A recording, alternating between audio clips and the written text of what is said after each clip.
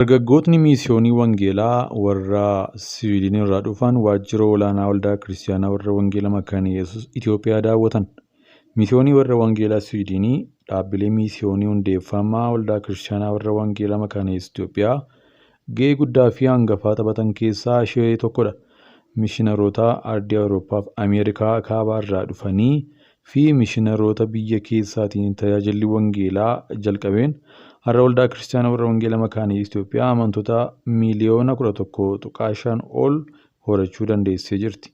Dargaggoonni daawwannaa isaaniitiin pirezidaantii waldittii luba Dr. Yoonaas Higgasuu fi barreessaa muummichaa waldittii luba Tashoomaa Manoo irraa waa'ee seenaa fi tajaajila waldaa Kiristaanaa warra Wangeelaa Makaana Yesuus Itoophiyaa ibsi kan kennameef yoo ta'u, dabalataan qajeelcha tajaajila ijoollee fi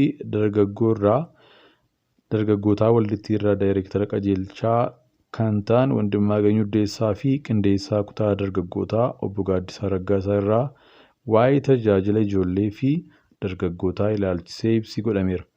Ibsa godhameen booda yeroon marii fi muuxannoo wal jijjiiruu godhamee jira. Jilli eebba kitaaba Wooyyichaa Looga Oromoo Gujii magaalaa Bulee Horaatti dammaqiinsa guddaadhaan geggeeffamee jira.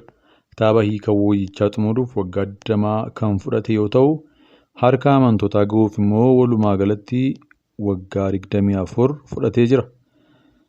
Jila eebbaa kanarratti kolbaan magaalichaa, amantoonni kiristaanaa, abbootiin amantaa, bakka bu'oonni mootummaa olaanoo, abbootiin amantaa fi keessummoonni affeeraman biyya keessaaf alaa irraa argamanii jiru.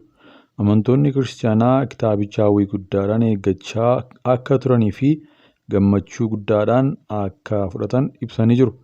Kanaafis waldichi maatii kitoota yeroo fi beekumsa isaanii kennanii of kennuu guddaadhaan tajaajilaniif kennaa birrii 200,000 dhiyeessee jira. The Word for the World hojii hiikaa kan hoogganu yoo ta'u, waldaan kitaabaa Wooyyichaa Itoophiyaa fi waldoonni walta'iinsaa hirmaatanii jiru. Dhaabbileen tajaajila kanaaf gumaacha guddaa taasisaniif uummanni galateeffatee jira. Maatewos 24:5-8tti barri dhumaa ga'uu isaatiif kan agarsiisu waa xiqqoo mul'atu nuuf ni kenna. Baay'een isaanii ani Kiristoos jechaa maqaa kootiin hin dhufu, baay'ees ni dogoggorsu. Lolaa fi oduu lolaa akka dhageessan isaaniin jedhe. Kun ta'uun dirqama eeggadhaa.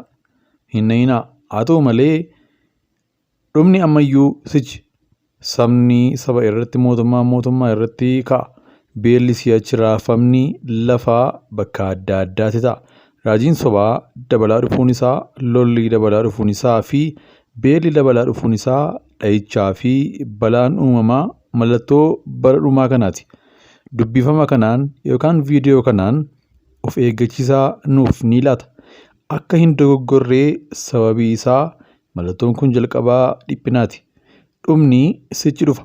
Hiiktonni tokko akka agarsiisanitti tokkoon sochii lafaa, tokkoon tasgabbaa'uu dhabuu siyaasaa fi Israa'el irra kan ga'u tokkoon waraanaa barri dhumaa ariitiidhaan ga'aa akka jiru mallattoo mirkanaa'udha. Haalli dhumaa baraa ga'uun yeroo argisiisu isaan barri dhumaa ga'eera jechuudhaan kan argisiisan ta'uu dhiisuu danda'u. Ergamaan Phaawulos akka inni nu akeekkachiisutti guyyaa dhumaatti barumsi sobaa dabalaa dhufa. Afuurri garuu mul'inatti guyyaa bara dhumaatti kan dogoggoran tokko afuurrii fi of arguu dhabuu sobdootaatiin barumsi hafuura seexanaan kennamu dhaggeeffachaa amantaa ganuu jedha. 1 Xiimotewos 4:1 irratti. Guyyaan dhumaa guyyaa muddamaa jedhamuudhaan beekama.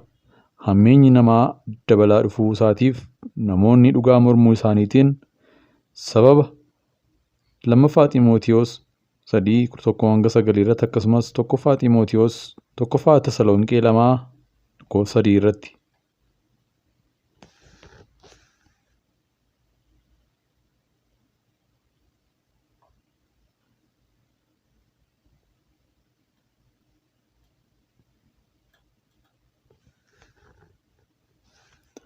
Kan biraan mallattoon yaadamuu kan inni of keessatti qabatu manni qulqullummaa Yihuudootaa Yerusaalemitti deebi'ee ijaaramuu isaa yeroo ta'u, innis Israa'el irratti diinummaa dabala.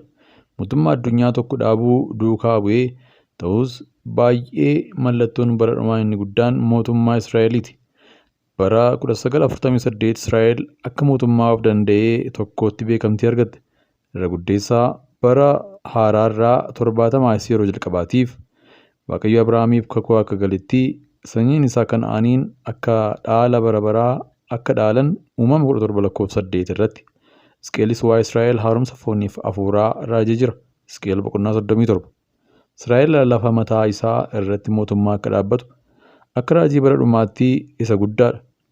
Haala bara dhumaa Israa'el wajjin wal qabachuu irraa kan ka'e Daani'el 10 lakkoofsa 14, Daani'el 11 lakkoofsa 41, mul'ata Yohaannis 11 lakkoofsa 8. Milikkita kanaan tilmaama keessa galchuudhaan abshaalaa fi hubatoo ta'uu dandeenya. Abdii bara dhumaa kan ilaallate ta'us isaan haalota adda addaan hiikuun nurra hin jiraatu. Raawwiin bara dhumaa ga'uu isaatiif ifatti akka agarsiisan goonee Waaqayyo ragaa gahaa nuuf laatee jira. Qophaa'us ni dandeenya. Kan waamamneefis akka akkas taanuufidha. Mallattoon bara dhumaa inni guddaan isa kanadha. Dammaquu fi irraa ka'uun nurra jiraata. Waaqayyoon haa barbaadannu. Waaqayyotti haa siqnuu. Barri dhumaa gahaa jira. Gaheeras. Ji'i kunii ji'a warri LGBT yookaan geezbiyaanii fi tiraansjeendarii biyaas jedhamanii ayyaana itti kabajatanidha. Ji'i kun ji'a isaaniiti jechuudha. Iddoo kanaan wal qabatuuni dhufaatii gooftichaatiif mallattoo addaa kan nuuf ta'anii kabaja ayyaanaa warra LGBTQ irratti UK'tti maaltu ta'aa jira yookaan United Kingdamitti maaltu ta'aa jira? UK keessatti amantiin kiristaanummaa baay'ee gatiin isaa gadi bu'aa jira. Ta'aa kan jiru yoo ta'u warri amantii kiristaanummaa hordofnaa jedhan tuffiidhaan ilaalamaa jiru jechuudhaan gabaasni haaraan tokko akeekkachiisee jira. Kiristaanonni amantiin isaanii LGBT UK keessatti babal'ate waliin wal faalleessuu haleelamuuf carraa guddaa qaba jedha. Voice for Justice kan gabaasa kana qindeesse. Gabaasni kun qorannoo Voice for Justice UK keessatti kiristaanota 1,562 irraatii waa'ee muuxannoo wal danda'uu dhabuu yookaan loogii United Kingdom keessatti isaan mudate irratti deebii kenname irraa kan fudhatamedha. Namoonni gaaffii kana gaafatan keessaa naannoon walakkaan isaanii dhimma hawaasummaa irratti maal akka yaadan dubbachuuf bilisa akka ta'e kan dubbatan yoo ta'u, kunis namoota umuriin isaanii waggaa 35 gadi ta'e keessaa parsantii 38 gadi bu'eera jedha. Walakkaan parsantii 56 amantii isaanii irratti mari'achuu isaaniitiin diinummaa yookaan qoosaan akka isaan mudate kan himan yoo ta'u, daa'imman umuriin isaanii waggaa 35 gadi ta'e biratti gara parsantii 61tti ol guddatee jira. Yeroo baay'ee namoonni deebii kennan loogiin amantiiwwan biroo irratti raawwatamuuf xiyyeeffannoon akka kenname itti dhaga'amaa ture. Wanti tuffatamee loogiin amantii kiristaanaa irratti raawwatamuu tureera jedha gabaasni kun. Kun dhiyeenya kanaa kaalaandarii Naashinaal Tirust tola ooltota isaaf qopheesse irratti mul'atee jira. Iid Ramadaanaa Duwaalii ji'a seenaa LGBTQ illee haammatee jira. Garuu ayyaana masqalaaf Faasikaa hin hammanne. Namoonni deebii kennan hedduun isaanii amantii namoota amantii biroo irraa dhufan keessummeessuu fi isaan mufachiisuuf carraaqqiin akka godhame kan hubatan yoo ta'u, warra amantii kiristaanaa qabaniif immoo ilaalchi wal fakkaataan akka hin kennamne hubatanii jiru. Kun kan ta'e osoo jiru kiristaanni irra caalaan parsantii 78 ta'an waa'ee amantii fi amantaa isaanii dubbachuun mijataa ta'us harki 4 hojiitti dhoksuun barbaachisaa ta'uu akka itti dhaga'amu yoo dubbatan iyyuu dargaggoota umuriin isaanii waggaa 35 gadi ta'e keessaa gara sadaffaatti ol guddatee jira. Namoonni gara gaaffii kanaa gaafatan hunda keessaa walakkaan isaanii ol bakka hojii yookaan qo'annoo isaaniitti namoota amantii qaban ilaalchisee yaadni dogoggoraa akka jiru himanii jiru. Dargaggeessi barataan kaatolikii tokko ilaalcha jireenyaa deeggaru qabaachuu isaatiin hiriyoota isaa yuunivarsiitii irra caalaan isaaniitiin kan baafamuu ibsee jira. Yeroo kana beekaan na waliin michuu ta'uun safuu ta'uu fi dhiisuu isaa gaaffii keessa galchuu jalqaban. Baay'ee isaaniis mormii murteessaan jira jedhe. Baay'een isaanis mormii murteessani jedha. Deebii kennaan tokko yeroo mana maree naannoo tokkoof hojjetan qoosaa fi qoosaa baay'ee kan ibse yoo ta'u, hojjetaan bulchiinsa naannoo duraanii kan biraa immoo manni maree isaanii baay'ee LGBTQ kan deeggaru ta'us ejjennoo filannoof deeggarsa hin qabu jedhee jira. Gabaasni kun tarree amala eegumsa argatan keessatti sadarkaan jiraachuu kan hin qabne ta'us kun dhugaa jiruun kan wal faalleessu fakkaata. Sadarkaan amala eegumsaa argatan kan jiru ta'ee mul'ata. Wanti hundi LGBT sadarkaa olaanaatti sabummaan ammoo xiqqoo gadi ta'a. Gabaasni kun namoota humna namaa irratti hojjetan, warra barnootaaf itti gaafatamummaa qaban, akkasumas hojjechiistota, gaggeessitoota waldaa, hojjetoota mootummaa fi namoota imaammata baasuuf itti gaafatamummaa qaban gidduutti bal'inaan tamsa'uu qaba. Hundi keenya haleellaa amantii kiristaanummaa hawaasa keenya keessatti raawwatame irratti dammaquu qabna. Osoo gara waan kana caalaa hamaa ta'eetti hin jijjiiramiin gabaasi kun tarkaanfii murteessaa ta'edha.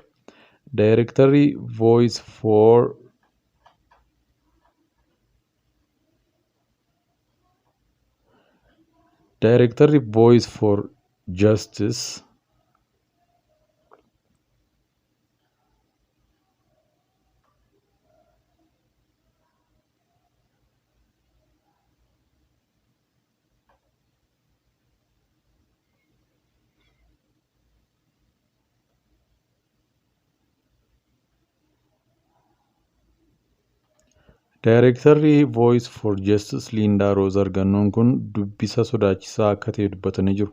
Kiristaanummaan bu'uura hawaasaa Biriteen jalatti kan argamu yoo ta'u, wal danda'uu fi fudhatama adda addaa keenyaaf bu'uura ta'a.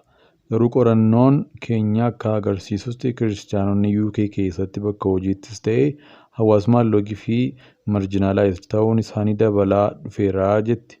Hawaasni ilaalcha kiristaanummaa dammaqinaan diinummaa qabuun miidhamee jira. Kun seera keenya cabsuudha.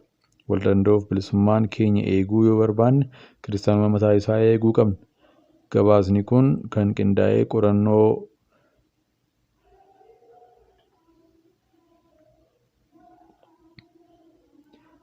ji'a darbe koomishiniin bilisummaa amantii idil addunyaa Ameerikaa mootummoota Awurooppaa hedduu namoota dhuunfaa karaa nagaa amantii isaanii ibsachuu isaaniif xiyyeeffatan jechuun UK dabalatee haala tola ooltuu jireenya deeggartuu Isaabeel kan yeroo hedduu himatamtee irratti raawwate irraa ceepha'eera. Naannoo kiliinikaa ulfa baasuutti callisanii kadhachuu